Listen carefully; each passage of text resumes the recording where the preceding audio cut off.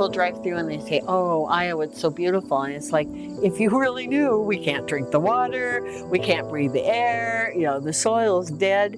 It's this facade. The politicians, they never once talk about the soil loss. They don't talk about the pollution, you know, the water. They don't talk about the attrition. You know, mining, we're mining the ground. It's just not good. The factory farming model of these confinement buildings, in my opinion, is the worst thing that's happened to the state of Iowa and where other states where it's in. Today what we have in Iowa is about 10,000 factory farm operations that raise 22 million hogs, millions of beef cattle, and produce the country's most eggs.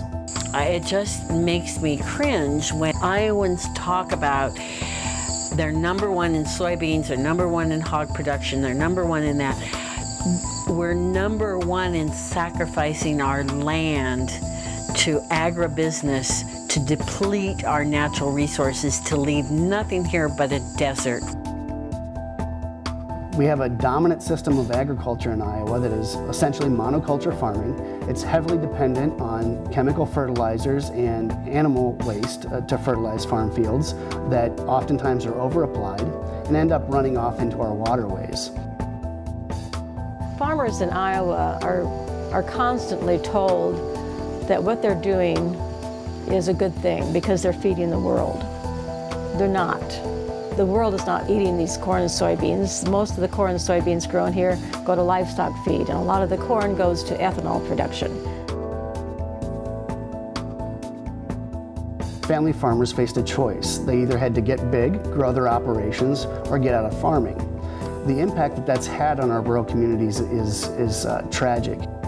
Each small town now has boarded up businesses on Main Street, and the population keeps declining out here all the time. Family farming has almost disappeared. While ethanol plants and packing plants have been presented as growth opportunities for rural Iowa, these are short-term fixes and are not going to bring long-term solutions to our rural communities. Our schools have closed, several schools from different districts around here. We have very few businesses keeping these small towns going. If this is what's such a big economic boom, our schools ought to be thriving, our small towns should be thriving. It's all about the mighty buck.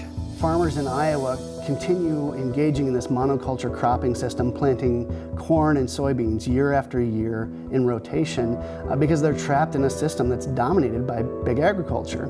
We all of our citizens need to understand that this is an unsustainable agricultural system we're in.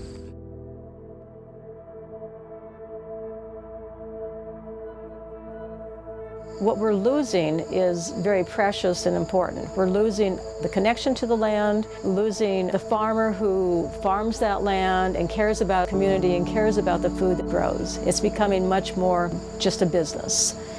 Ultimately, what we need is a food and farming system that's good for farmers, that's good for workers, that's good for eaters, and that's good for our environment. There was a time when the average number of crops grown on an Iowa farm was 34, and now it's 2. In the environment, diversity builds resilience. Diversity in our ag economy builds resilience too. Society has evolved into bigger is better, and it's not.